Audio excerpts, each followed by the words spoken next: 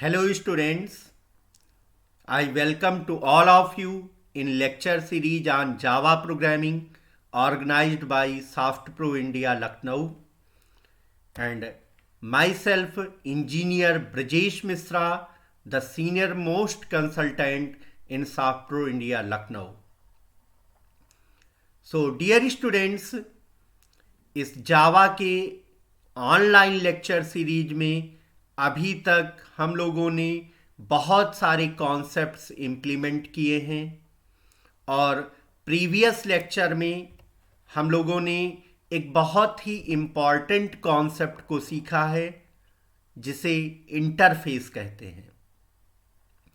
तो previous lecture में हम लोगों ने इंटरफेस का कॉन्सेप्ट सीखा। इंटरफेस, एब्स्ट्रैक्ट क्लास और क्लास में क्या डिफरेंस है इसके बारे में हम लोगों ने सीखा और उसका प्रैक्टिकल इम्प्लीमेंटेशन भी किया। एक बार प्रीवियस लेक्चर को मैं रिवाइज करना चाहूंगा कि इंटरफेस क्या होता है, एब्स्ट्रैक्ट क्लास क्या होती है और क्लास क्या होती है। तो interface is the collection of abstract methods and public static final variables. Right हम इंटरफेस क्यों यूज करते हैं, क्या इसके एडवांटेज हैं? तो guys, if you have requirements and you don't know about its implementation, आपके पास रिक्वायरमेंट्स हैं लेकिन आप उनके इम्प्लीमेंटेशन के बारे में नहीं जानते हैं, then you can use interface because interface contain the abstract methods. Now I want to discuss about the abstract class. तो abstract class is a class which contain the abstract methods and implemented methods both. If you have requirements, you know about the implementation but not complete implementation, then you can use the abstract class, because abstract class contain abstract methods as well as implemented methods. Now I want to discuss about the concept of class. तो what is class? Class का जो topic है वो हम first day से ही पढ़ते आ रहे हैं। Class is the collection of variables and methods and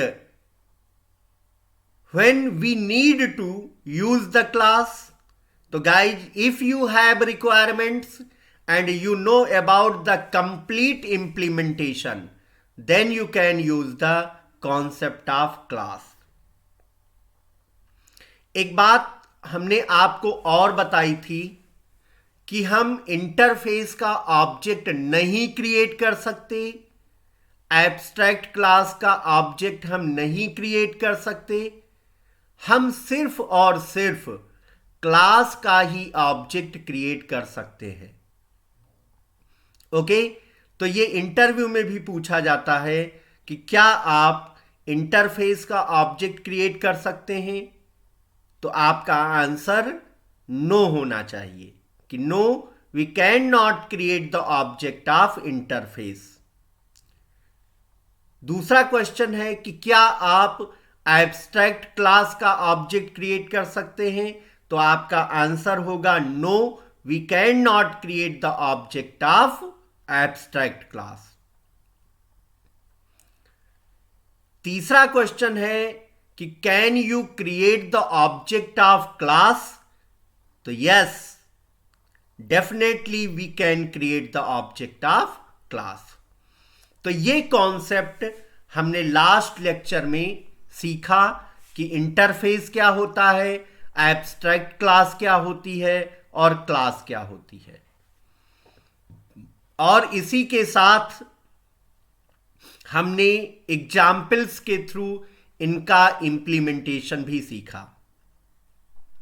अब आज के इस लेक्चर में हम क्या सीखने वाले हैं, क्या कौन सा कॉन्सेप्ट हम सीखेंगे, उसके बारे में हम आपको बताना चाहेंगे। आज के लेक्चर के एजेंडा के बारे में हम आपको बताना चाहेंगे। तो आज का जो लेक्चर है वो बहुत ही इंपॉर्टेंट है, बहुत ही कमाल का होने वाला है। और आज के लेक्चर में जो टॉपिक हम आपको बताना चाहते हैं उसका प्रोजेक्ट में बहुत ज्यादा यूज है। तो डियर स्टूडेंट, आज हम जानने वाले हैं कि एक्सेप्शन क्या होती है, कितने टाइप की एक्सेप्शन होती है, एक्सेप्शन को हम हैंडल कैसे करते हैं, कितने तरीके से हम एक्सेप्शन को हैंडल कर सकते हैं, और फिर हम सीखेंगे examples of exception handling.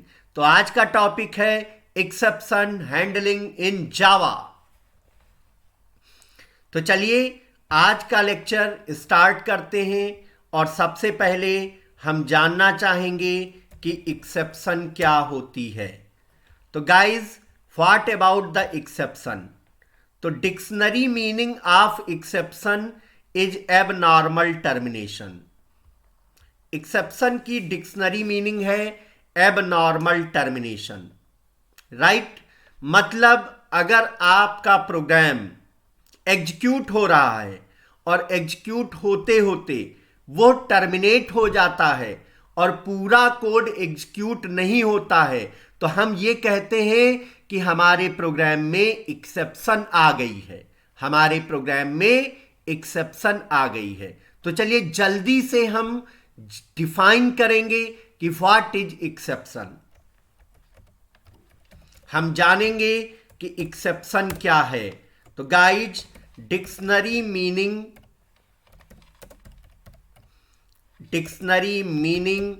Of exception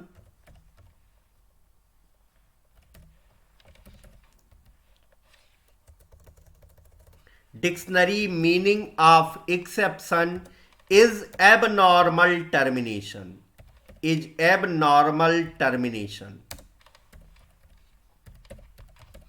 Dictionary meaning of exception is abnormal termination. अगर हमारा प्रोग्राम एग्जीक्यूट हो रहा है और एग्जीक्यूट होते होते वो टर्मिनेट हो जाता है और पूरा प्रोग्राम का कोड एग्जीक्यूट नहीं होता है, तो हम ये कहते हैं कि हमारे प्रोग्राम में एक्सेप्शन आ गई है, राइट। तो हमें अपने प्रोग्राम में एक्सेप्शन को हैंडल करना होता है, तभी हमारा प्रोग्राम प्रॉपरली एग्जीक्यूट होता है। तो मैंने आपको क्या बताया कि dictionary meaning of exception is abnormal termination when exception is occurred. When exception is occurred, program is terminated abnormally and rest of code is not executed, right। तो एक्सेप्शन जब हमारे प्रोग्राम में आती है तो हमारा प्रोग्राम एबनॉर्मली टर्मिनेट हो जाता है। टर्मिनेट होने का मतलब है कि हमारे प्रोग्राम का एग्जीक्यूशन रुक जाता है और बाकी का बचा हुआ कोड एग्जीक्यूट नहीं होता है। जावा प्रोग्रामिंग लैंग्वेज में 3 तरीके के एक्सेप्शन पाए जाते हैं। जावा प्रोग्रामिंग लैंग्वेज में 3 प्रकार के एक्सेप्शन होते हैं। वो कौन कौन से हैं, आइए उनके बारे में हम आपको बताना चाहेंगे। तो in Java programming language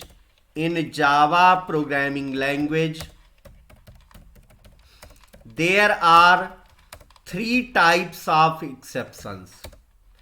in Java programming language there are 3 types of exceptions. What are those? Java programming language में 3 प्रकार के एक्सेप्शन पाए जाते हैं। पहला एक्सेप्शन है जिसको बोलते हैं चेक्ड एक्सेप्शन। पहला एक्सेप्शन है चेक्ड एक्सेप्शन, दूसरा है अनचेक्ड एक्सेप्शन,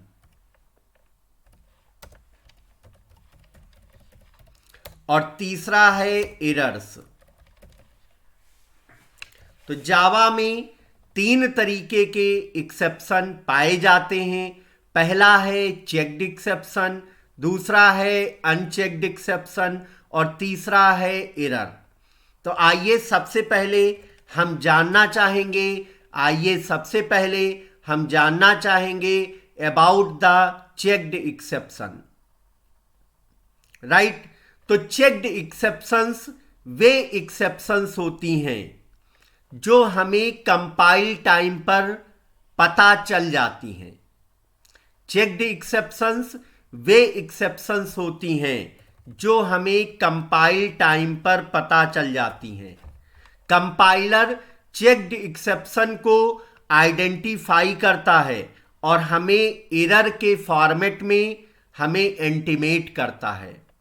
ओके, तो checked exceptions are those exceptions which are caught at compilation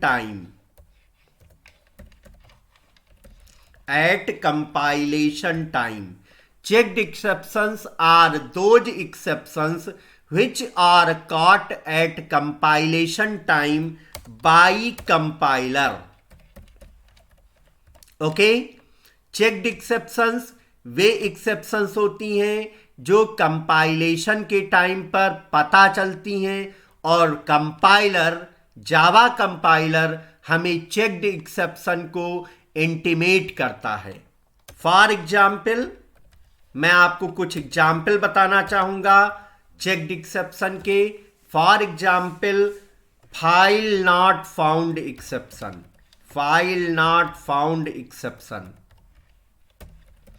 right, यह एक चेक्ड एक्सेप्शन है। दूसरी है class not found exception,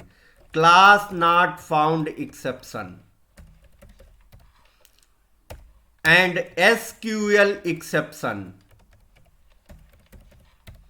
IO exception. तो यह कुछ चेक्ड एक्सेप्शन के एग्जाम्पल हैं, और ये एक्सेप्शन हमें कंपाइलेशन के टाइम पर पता चल जाती हैं।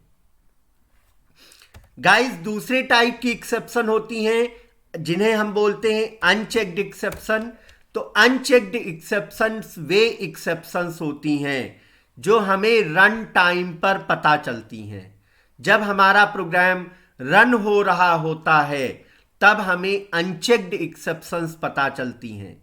ओके, तो unchecked exceptions are those exceptions which are caught at execution time.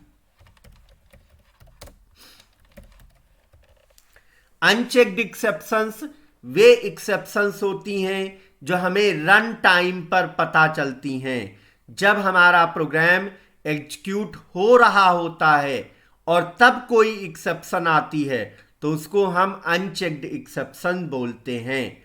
तो unchecked exceptions are those exception which are caught at execution time. For example, arithmetic exception,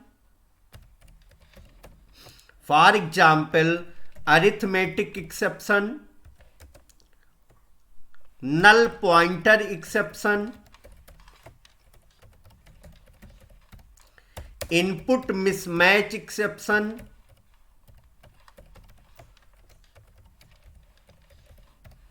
and array index out of bounds exception. Array index out of bounds exception. ये नाम थोड़ा बड़ा पड़ रहा है, बहुत बड़ा नाम है, array index out of bounds exception. तो अनचेक्ड एक्सेप्शन के कौन से एग्जाम्पल हैं?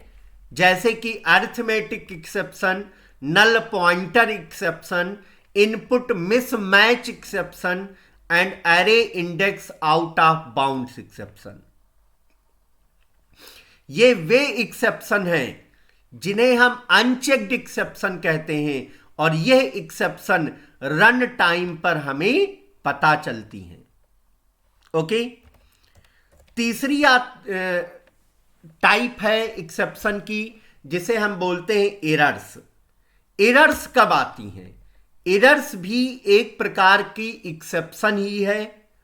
एरर्स एक प्रकार की एक्सेप्शन है जो कि सिस्टम रिसोर्सेज के अभाव में हमारे प्रोग्राम में आती हैं। मान लिया हमारे प्रोग्राम को किसी सिस्टम के रिसोर्स की रिक्वायरमेंट है और सिस्टम वो रिसोर्स प्रोवाइड नहीं कर पा रहा है, तो हमारे प्रोग्राम में एरर्स आएंगी। तो errors are occurred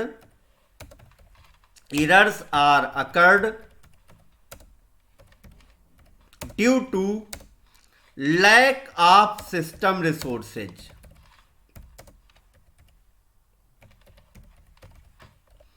errors are occurred due to lack of system resources. हमारे प्रोग्राम को अगर सिस्टम के किसी भी रिसोर्स की जरूरत है और सिस्टम वो रिसोर्स नहीं प्रोवाइड कर पा रहा है, तो हमारे प्रोग्राम में एरर्स आती हैं। फॉर एग्जाम्पल AWT एरर, जैसे कि AWT error, heap memory full error,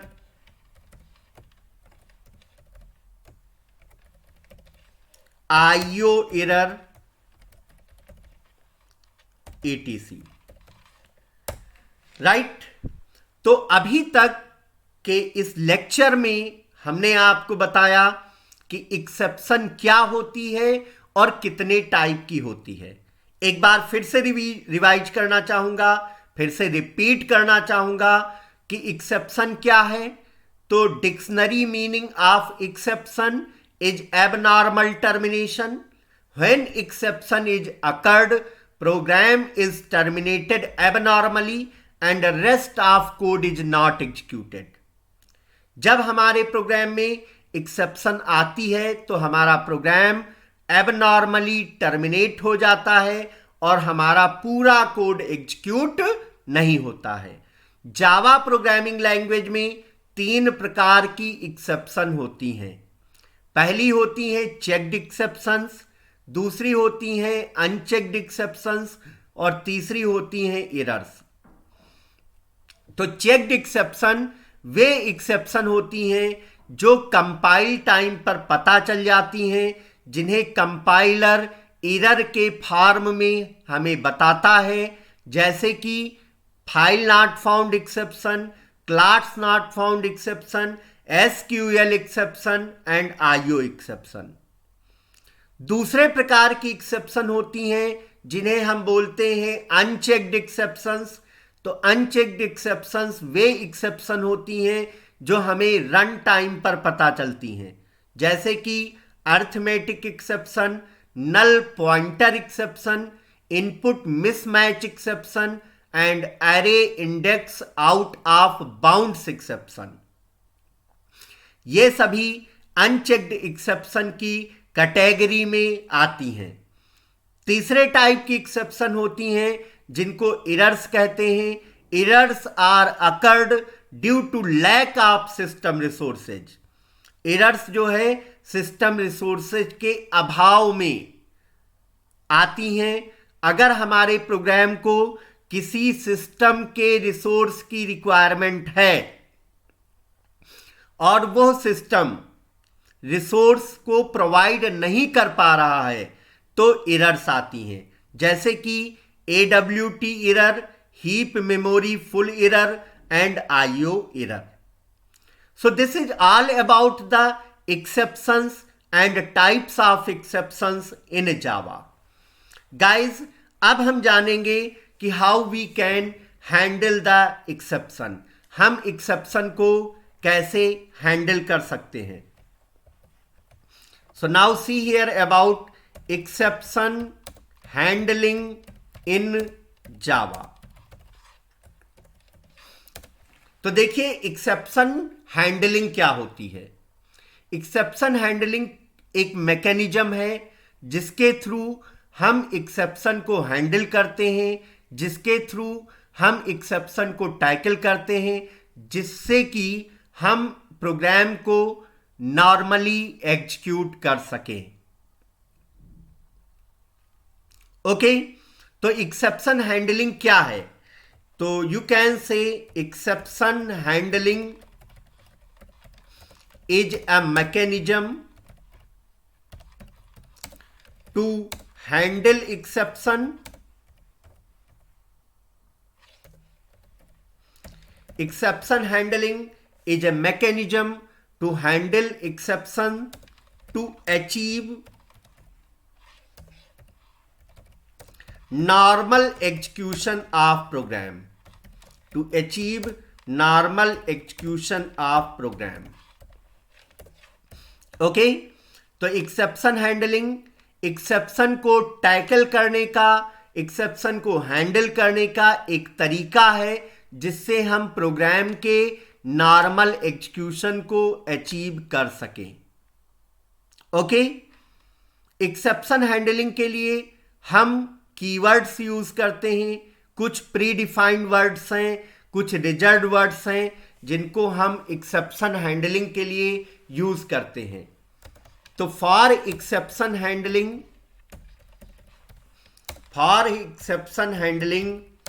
we use try, catch, finally, throw and throws keywords.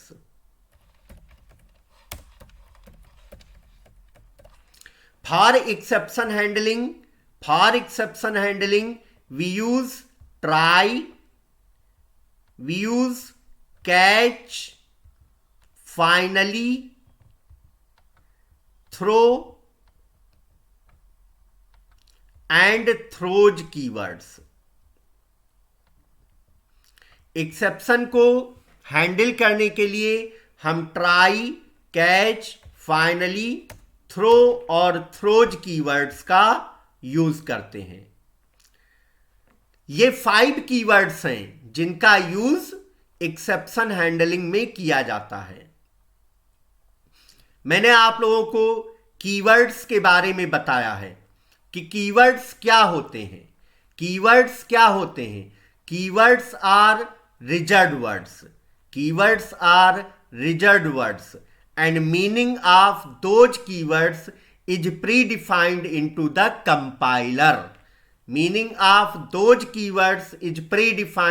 the compiler. Okay? तो अब हम आपको सिंटैक्स बताना चाहेंगे कि एक्सेप्शन को हम कैसे हैंडल कर सकते हैं. तो you can see here syntax for exception handling. Right, syntax for exception handling कि कैसे हम एक्सेप्शन को हैंडल कर सकते हैं, उसका सिंटैक्स क्या होगा.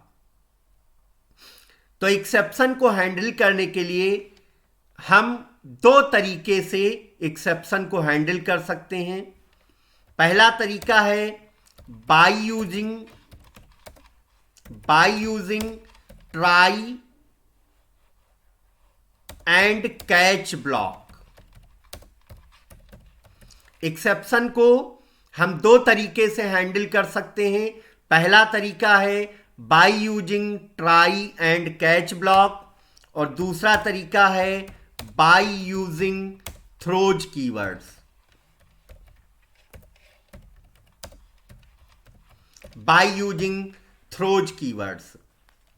ओके, इसको सिंटैक्स ना कह के हम टाइप्स पहले बता देते हैं। Types of exception handling. तो एक्सेप्शन को हम दो तरीके से हैंडल कर सकते हैं। पहला तरीका है bye using try catch block और दूसरा तरीका है bye using throws keyword. Okay, तो पहला तरीका हम देखना चाहेंगे। पहला तरीका हम सबसे पहले सीखेंगे कि हम ट्राई और कैच का यूज करके कैसे एक्सेप्शन को हैंडल कर सकते हैं। तो exception handling bye using try and catch block. Exception handling bye using try and catch block. तो देखिए उसका सिंटैक्स मैं आपको बताना चाहूंगा कि कैसे आप ट्राई और कैच ब्लॉक का यूज करके एक्सेप्शन को हैंडल कर सकते हैं। तो सबसे पहले ट्राई ब्लॉक बनाते हैं, ट्राई कीवर्ड यूज करते हैं और कोड का ब्लॉक बनाते हैं। कोड का ब्लॉक हम कैसे बनाते हैं? कर्ली ब्रैकेट ओपन करेंगे, कर्ली ब्रैकेट क्लोज करेंगे, राइट। तो ये कोड का ब्लॉक बन जाएगा। तो ट्राई ब्लॉक में हम क्या करते हैं? तो ट्राई ब्लॉक में हम वो कोड लिखते हैं, code which you want to protect। Try block में हम वो कोड लिखते हैं जिसमें कि एक्सेप्शन आ रही है, जिसमें कि एक्सेप्शन आ रही है। उस कोड को हम कहां पे रखेंगे? उस कोड को हम कहां पे रखेंगे? उस कोड को हम ट्राई ब्लॉक के अंदर रखते हैं। उस कोड को हम ट्राई ब्लॉक के अंदर रखते हैं, राइट। तो inside try block we write the code which you want to protect। Try block में वो कोड लिखते हैं जिसे हम प्रोटेक्ट करना चाहते हैं। दूसरा एक ब्लॉक हम बनाते हैं कैच। कैच ब्लॉक के अंदर सबसे पहले हम एक्सेप्शन का टाइप देते हैं और उसका ऑब्जेक्ट बनाते हैं, राइट। कैच जब हम क्रिएट करते हैं कैच ब्लॉक, तो सबसे पहले हम एक्सेप्शन का टाइप देते हैं और उस टाइप का हम ऑब्जेक्ट बनाते हैं, राइट। और कैच ब्लॉक में हम वो कोड लिखते हैं जिसका यूज हम एक्सेप्शन को हैंडल करने के लिए करते हैं। तो inside catch block we write code which is used to handle exception। Catch block में हम वो कोड लिखते हैं जिसका यूज एक्सेप्शन को हैंडल करने के लिए किया जाता है। तो ट्राई ब्लॉक में हम वो कोड लिखते हैं जिसमें एक्सेप्शन आ रही है, जिसे आप प्रोटेक्ट करना चाहते हैं। और कैच ब्लॉक में हम वो कोड लिखते हैं जिसका यूज एक्सेप्शन को हैंडल करने के लिए किया जाता है, राइट। तो ये हमने आपको दो ब्लॉक बताए, एक ट्राई ब्लॉक और दूसरा कैच ब्लॉक, ठीक है। अब इसी के साथ आप फाइनली ब्लॉक का भी यूज कर सकते हैं। इसी के साथ आप फाइनली ब्लॉक का यूज कर सकते हैं। तो देखिए फाइनली ब्लॉक जो होता है यह ऑप्शनल होता है। फाइनली ब्लॉक जो होता है यह ऑप्शनल होता है। ऑप्शनल का मतलब क्या है? ऑप्शनल का मतलब है कि आप इस ब्लॉक को, यह आपके ऊपर डिपेंड करता है कि आप फाइनली ब्लॉक बनाना चाहते हैं या नहीं बनाना चाहते हैं। यह ऑप्शनल होता है। अगर आपकी मर्जी हो तो आप इसे यूज करें, ना मर्जी हो तो ना यूज करें। लेकिन यह बहुत कमाल का ब्लॉक होता है। फाइनली ब्लॉक में हम वो कोड लिखते हैं जिसे आप हमेशा एग्जीक्यूट करना चाहते हैं। तो फाइनली ब्लॉक में हम वो कोड लिखते हैं, code which you want to execute always। Finally block में हम वो कोड लिखते हैं जिसे हम हमेशा एग्जीक्यूट करना चाहते हैं, चाहे ट्राई ब्लॉक एग्जीक्यूट हो या कैच ब्लॉक एग्जीक्यूट हो। ओके, सिंटैक्स को एक बार और रिपीट करके मैं बताना चाहूंगा। ट्राई ब्लॉक के अंदर हम वो कोड लिखते हैं जिसे हम प्रोटेक्ट करना चाहते हैं। कैच ब्लॉक में हम वो कोड लिखते हैं जिसका यूज हम एक्सेप्शन को हैंडल करने के लिए करते हैं। और फाइनली ब्लॉक में हम वो कोड लिखते हैं जिसे हम हमेशा एग्जीक्यूट करना चाहते हैं, चाहे ट्राई ब्लॉक एग्जीक्यूट हो या कैच ब्लॉक एग्जीक्यूट हो। अब देखिए, ट्राई और कैच को हम एक बार और समझते हैं। डियर स्टूडेंट, अगर आपके कोड में एक्सेप्शन आती है, आपने जो कोड ट्राई ब्लॉक के अंदर लिखा है उस कोड में एक्सेप्शन आती है, तो ट्राई ब्लॉक के साथ कैच ब्लॉक एग्जीक्यूट होगा। तो ट्राई ब्लॉक के साथ कैच ब्लॉक एग्जीक्यूट होगा।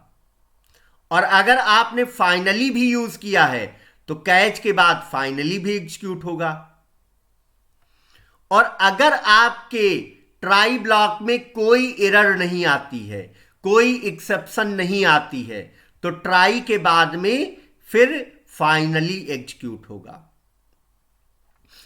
तो एक्सेप्शन आने पर ट्राई ब्लॉक एग्जीक्यूट होगा, कैच ब्लॉक एग्जीक्यूट होगा और फाइनली ब्लॉक एग्जीक्यूट होगा। और अगर एक्सेप्शन नहीं आती है तो ट्राई ब्लॉक एग्जीक्यूट होगा और फाइनली ब्लॉक एग्जीक्यूट होगा। So this is all about the syntax of exception handling. Okay, तो मैं आई होप कि आप सभी को ये सिंटैक्स क्लियर हुआ होगा। अगर नहीं क्लियर हुआ है तो अभी जब हम एग्जाम्पल आपको बताएंगे उससे आपको क्लियर हो जाएगा कि कैसे हम एक्सेप्शन को हैंडल कर सकते हैं। So now this is the time to make a program of exception handling. तो हमने यहां पर कमांड प्रॉम्प्ट ओपन किया। कमांड प्रॉम्प्ट ओपन करने के बाद हमने ई ड्राइव में स्विच किया। ई ड्राइव में हमने एक फोल्डर बना रखा है जिसका नाम है जावा प्रॉक्स। तो हम यहां पर जावा प्रॉक्स फोल्डर को ओपन करेंगे। जावा प्रॉक्स फोल्डर के अंदर हमने एक और फोल्डर बना रखा है जिसका नाम है ऊप्स। तो अब हम ऊप्स फोल्डर को ओपन करेंगे, राइट। और अब हम यहां पर एक एक्सेप्शन हैंडलिंग का प्रोग्राम बनाने जा रहे हैं। तो हमने यहां पर लिखा नोटपैड exdemo1.java। Notepad exdemo1.java। और जो एग्जाम्पल हम आपको बताने जा रहे हैं वो बहुत ही आसान एग्जाम्पल है, बहुत ही आसान एग्जाम्पल है, राइट। और हम इस एग्जाम्पल के थ्रू हम आपको बताना चाहेंगे कि एक्सेप्शन कैसे आती है और एक्सेप्शन को हम कैसे हैंडल करते हैं। तो मैं प्रोग्राम का सबसे पहले पर्पज लिखना चाहूंगा।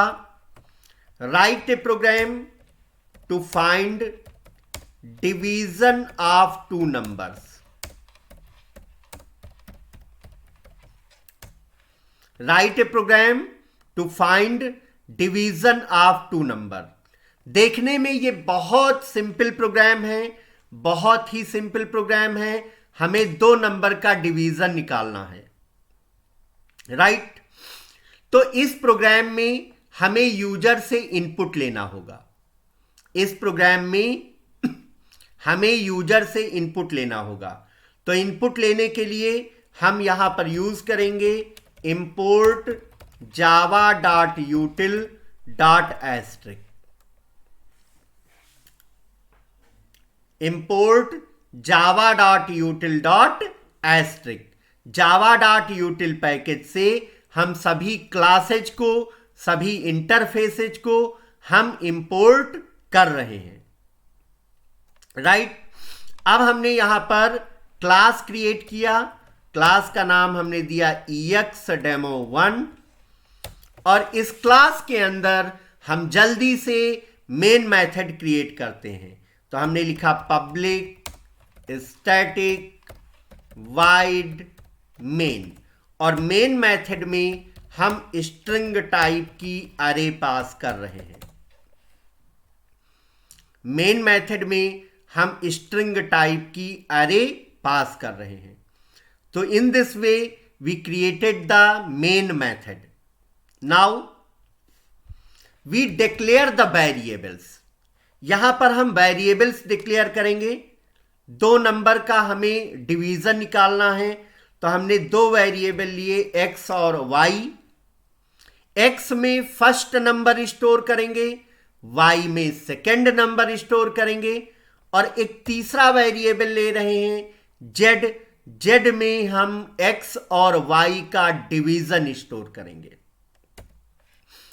तो हमने यहां पर 3 वेरिएबल ले लिए, x, y और z। चूंकि हमें यूजर से वैल्यू इनपुट करानी है, तो हम यहां पर स्कैनर क्लास का ऑब्जेक्ट बनाएंगे। तो हमने यहां पे लिखा scanner, this is the class name, sc is the variable name, equal to new scanner, और ब्रैकेट में हमने पास किया system.in। ब्रैकेट में हमने पास किया system.in। Okay, scanner sc equal to new scanner, और हमने पास किया system.in। Now what we do, अब हम यूजर से 2 नंबर इनपुट कराएंगे। तो हमने यहां पर एक मैसेज दिया, बाय यूजिंग system.out.println। मैसेज में हमने लिखा inter 2 numbers, inter 2 numbers. So now user will input 2 numbers and we store those numbers in x variable and y variable। उन दोनों नंबर को हम x वेरिएबल में और y वेरिएबल में स्टोर करेंगे। तो हमने यहां पे लिखा x इक्वल टू sc.nextInt। तो फर्स्ट नंबर हमने कहां स्टोर किया, x वेरिएबल में। फिर हमने लिखा y equal to sc.nextInt। Second variable कहां स्टोर, सेकेंड वैल्यू कहां स्टोर किया, सेकेंड नंबर कहां स्टोर किया, y वेरिएबल में। अब हम रिजल्ट निकालेंगे, z की वैल्यू फाइंड आउट करेंगे। तो हमने लिखा z equal to x divide by y। अब हम रिजल्ट को प्रिंट करेंगे। तो प्रिंट के लिए हमने लिखा system.out.println result equal two plus z। फिर हमने मेन मेथड क्लोज किया और क्लास को क्लोज किया। गाइज, देखने से ये लगता है कि इस प्रोग्राम में कोई भी प्रॉब्लम नहीं है। अगर मैं आपसे कहता कि 2 नंबर के डिवीजन का प्रोग्राम बनाओ, तो आप 100% इसी तरीके से प्रोग्राम बनाते। देखने से बिल्कुल नहीं लगता कि इसमें कोई भी प्रॉब्लम आ सकती है, कोई भी एरर आ सकती है, या कोई भी एक्सेप्शन आ सकती है। लेकिन अभी मैं इसको रन करूंगा, राइट, और देखूंगा कि इसमें क्या क्या चीजें हो सकती हैं। तो हमने इस प्रोग्राम को कंपाइल किया। हमने लिखा जावाc exdemo1.java। हमने प्रोग्राम को कंपाइल किया। Program is compiled now. अब हम इस प्रोग्राम को रन करेंगे। तो हमने लिखा जावा exdemo1।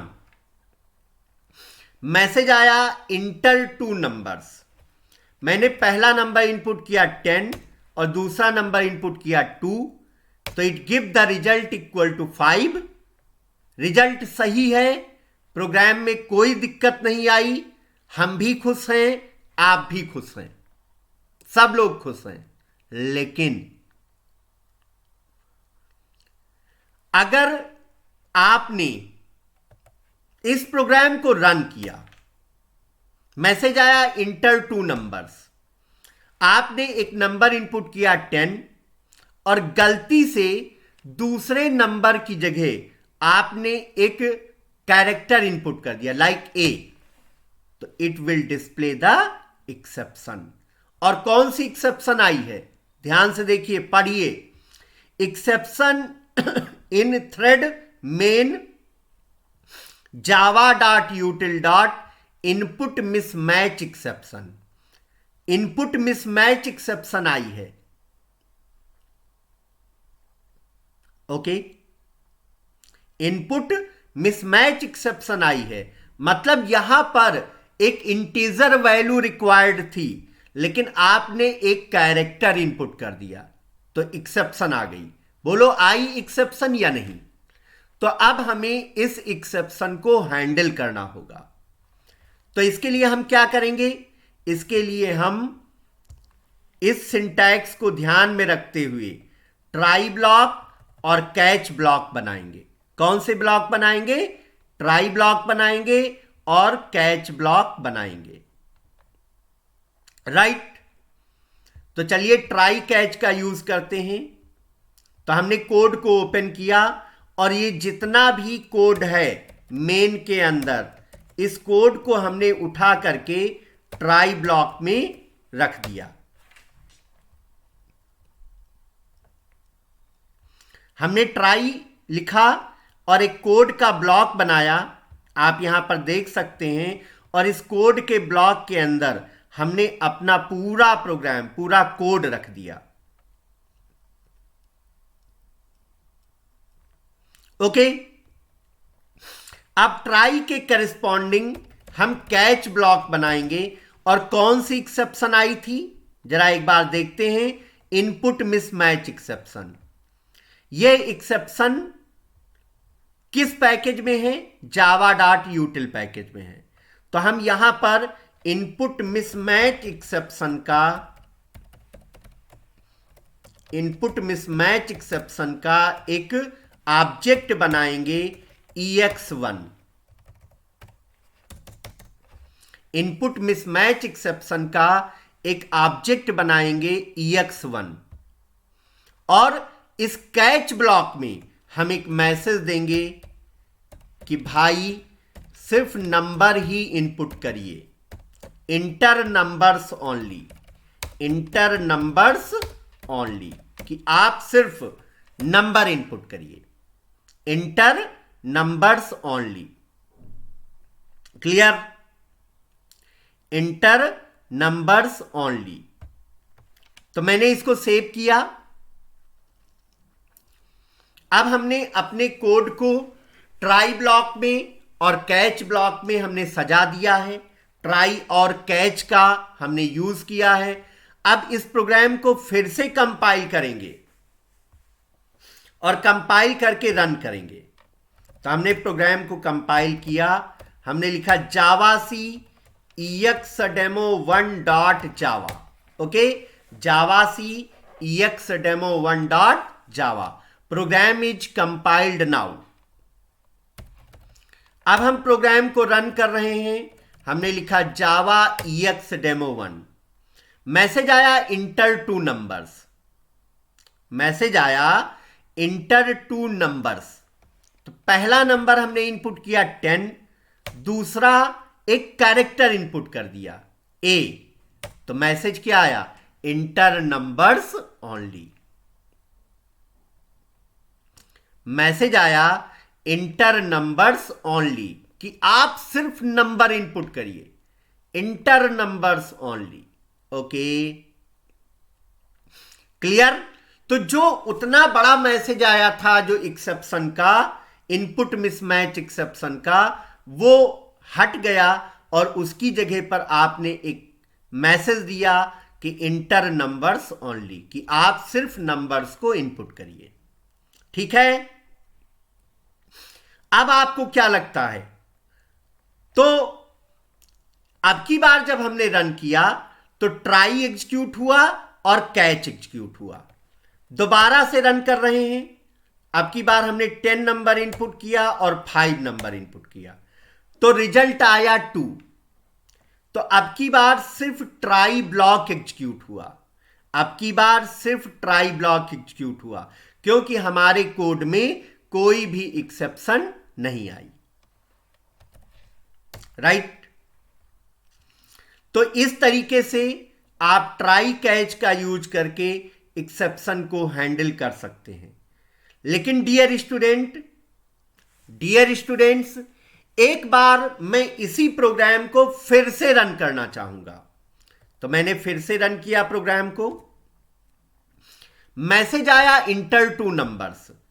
गाइज, ये एकदम क्लियर है कि हमें नंबर ही इनपुट करने हैं, 2 नंबर इनपुट करने हैं।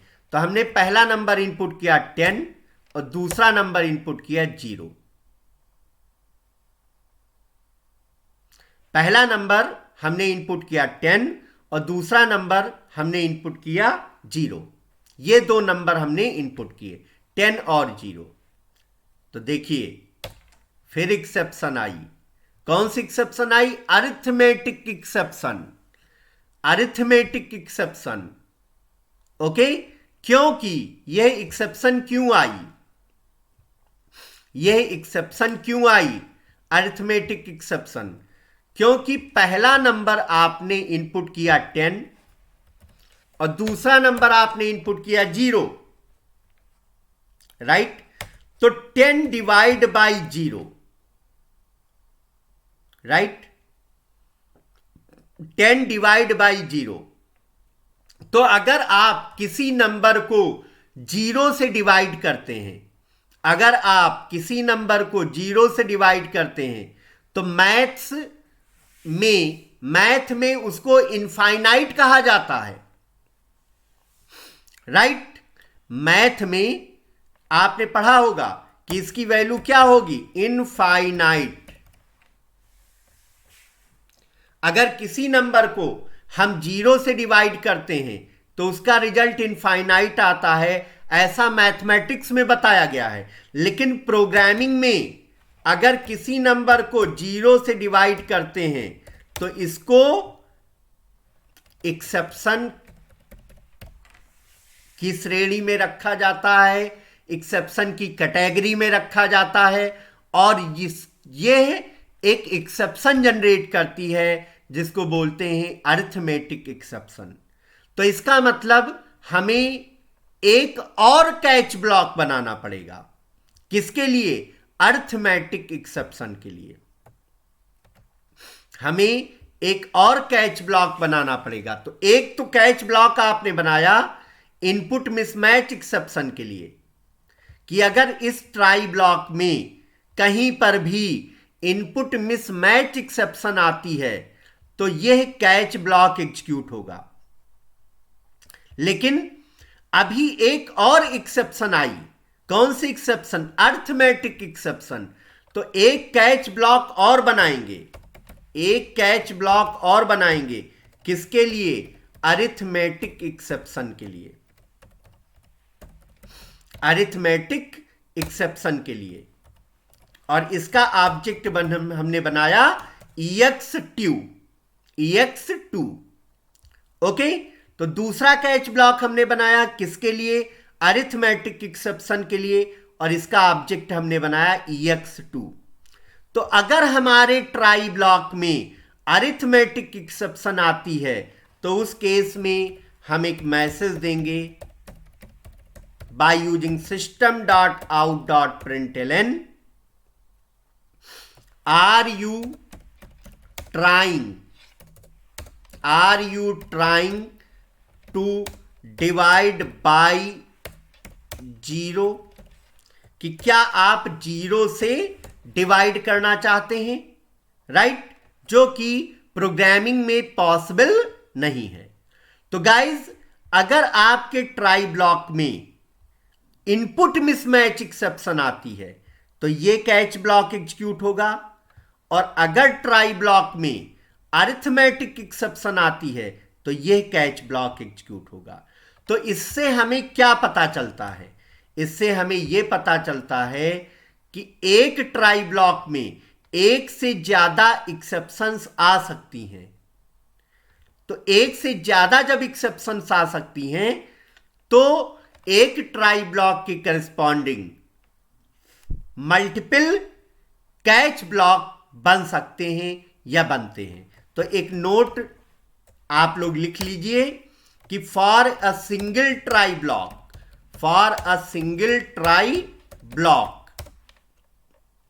There can be multiple catch blocks. For a single try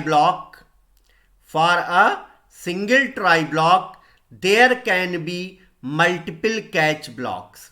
एक ट्राई ब्लॉक के करस्पॉन्डिंग कई कैच ब्लॉक्स बन सकते हैं या बनते हैं।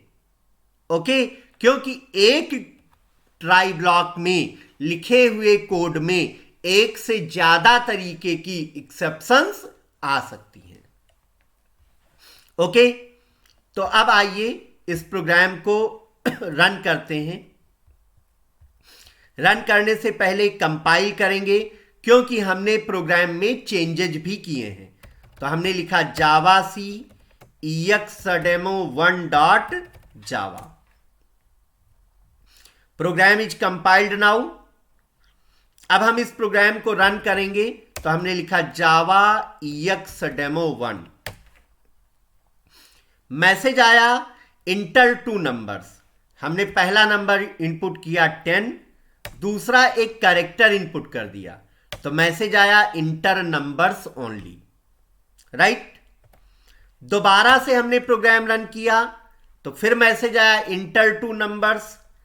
हमने पहला नंबर इनपुट किया 10, दूसरा नंबर इनपुट किया 0 तो मैसेज आया are you trying to divide by 0, कि क्या आप 0 से डिवाइड करना चाहते हैं, which is not possible in programming. चलिए, तो हमें यह पता चल गया कि हमें नंबर्स ही इनपुट करने हैं और हमें यह भी पता चल गया कि दूसरा नंबर 0 नहीं इनपुट करना है। ओके, एक बार फिर से प्रोग्राम को रन करते हैं। अब की बार हमने पहला नंबर इनपुट किया 10 और दूसरा नंबर इनपुट किया 2 तो रिजल्ट आया 5। तो गाइज, इस तरीके से हम ट्राई और कैच का यूज कर सकते हैं। अब आइए इसी प्रोग्राम में हम फाइनली ब्लॉक का भी यूज करके देखते हैं। तो हमने यहां पे यूज किया फाइनली ब्लॉक ऑप्शनल होता है, लेकिन फाइनली ब्लॉक में आप जो भी कोड लिखते हैं वो हमेशा एग्जीक्यूट होता है, चाहे ट्राई एग्जीक्यूट हो या कैच एग्जीक्यूट हो।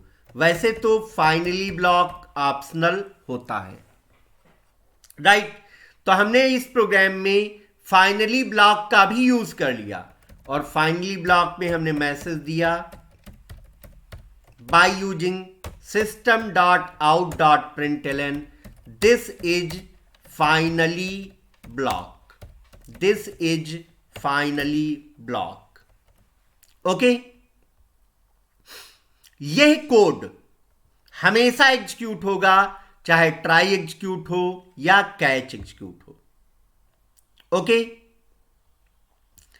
तो आइए फिर से इस प्रोग्राम को कंपाइल करके रन करते हैं। तो हमने यहां पर लिखा जावाc exademo1.java। प्रोग्राम कंपाइल हो गया। अब हम इस प्रोग्राम को रन करेंगे जावा exademo1।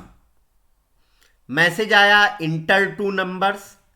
मैंने पहला नंबर इनपुट किया 10 और दूसरा नंबर इनपुट किया 2 तो रिजल्ट आया 5 और मैसेज आया this is finally block. Okay, तो हमने आपको बताया कि किस तरीके से आप ट्राई, कैच और फाइनली का यूज करते हैं। किस तरीके से आप ट्राई, कैच और फाइनली का यूज करते हैं। अब देखो बच्चों, अब एक्सेप्शन को हैंडल करने का दूसरा तरीका देखो। एक्सेप्शन को हैंडल करने का दूसरा तरीका देखो। सेकंड तरीका हमने आपको बताया था, सेकंड वे हमने आपको बताया था कि you can handle exception bye using throws keyword.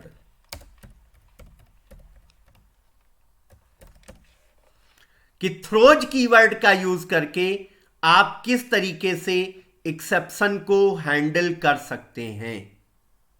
Right, okay, किस तरीके से थ्रोज का यूज करके आप एक्सेप्शन को हैंडल कर सकते हैं।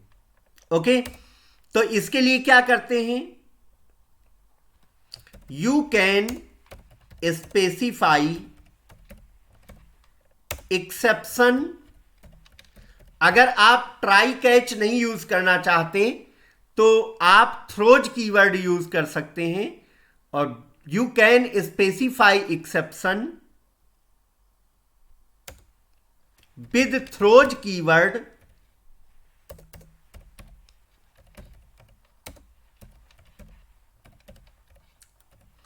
इन मेथड हेडर। राइट, अब देखो थ्रोज का बेसिकली यूज कैसे करते हैं।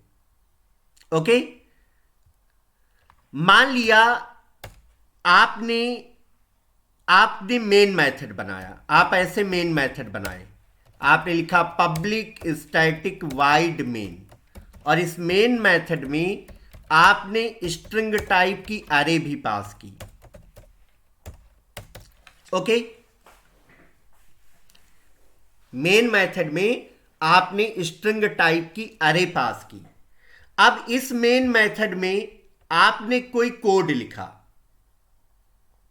इस मेन मेथड में आपने कोई कोड लिखा जिसमें कि एक्सेप्शन आ रही है, जिसमें कि एक्सेप्शन आ रही है। तो मान लिया मेन मेथड के अंदर आपने कोड लिखा, code which contain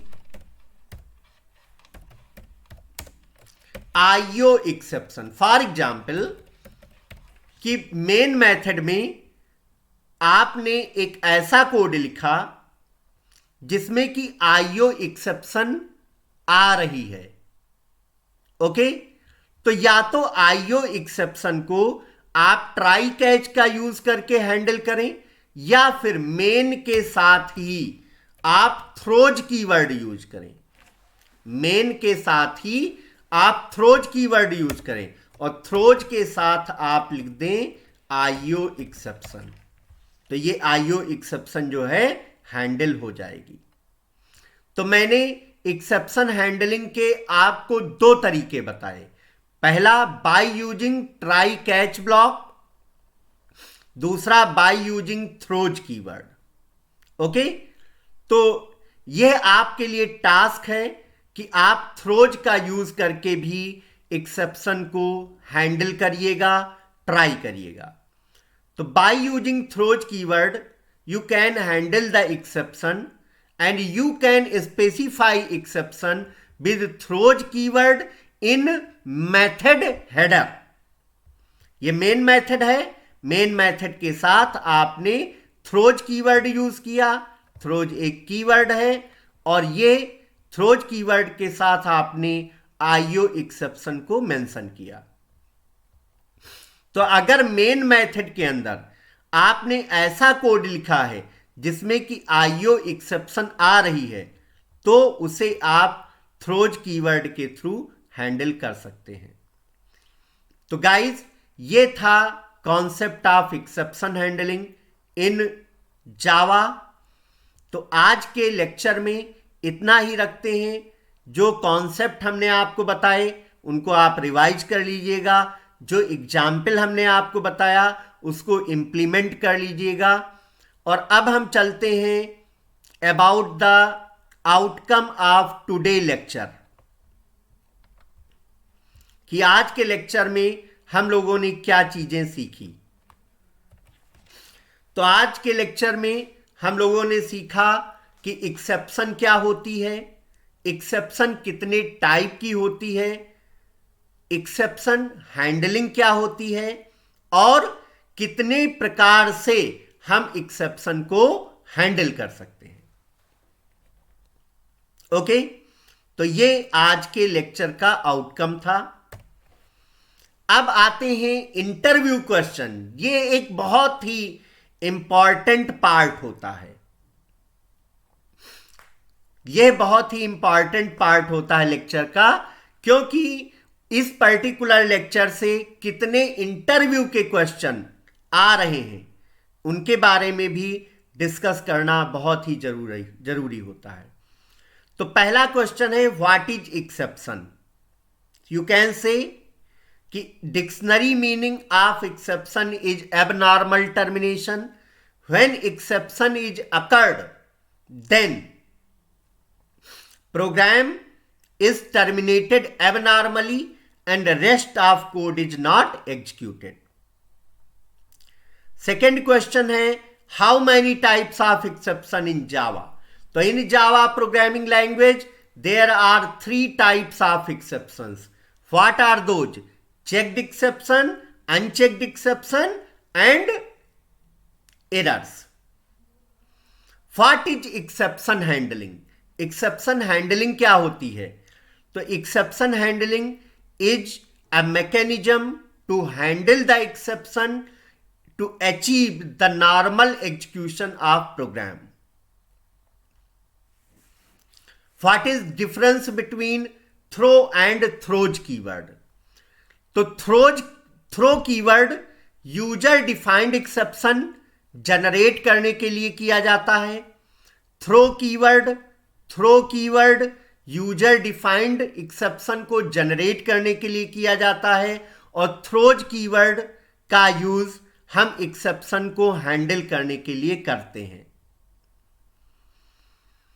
next question है कि what is work of finally block.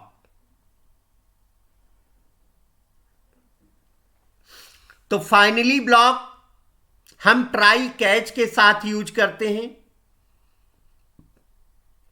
Finally block में हम वो कोड लिखते हैं जिसे हम हमेशा एग्जीक्यूट करना चाहते हैं, चाहे ट्राई ब्लॉक एग्जीक्यूट हो या कैच ब्लॉक एग्जीक्यूट हो। अगला क्वेश्चन है, can multiple catch blocks for single try block? Yes, बिल्कुल, for a single try block there can be multiple catch blocks. So dear students, आज का ये लेक्चर था जिसमें हमने एक्सेप्शन हैंडलिंग के बारे में सीखा। And I want to say thanks to all of you for attending this lecture. And if you have any query, if you have any doubt, if you have any problem, you can just contact me at my contact number 7753001621, and this is my email address where you can submit your task. So thank you very much for attending the today lecture. Thanks to all of you and happy learning with SoftPro India.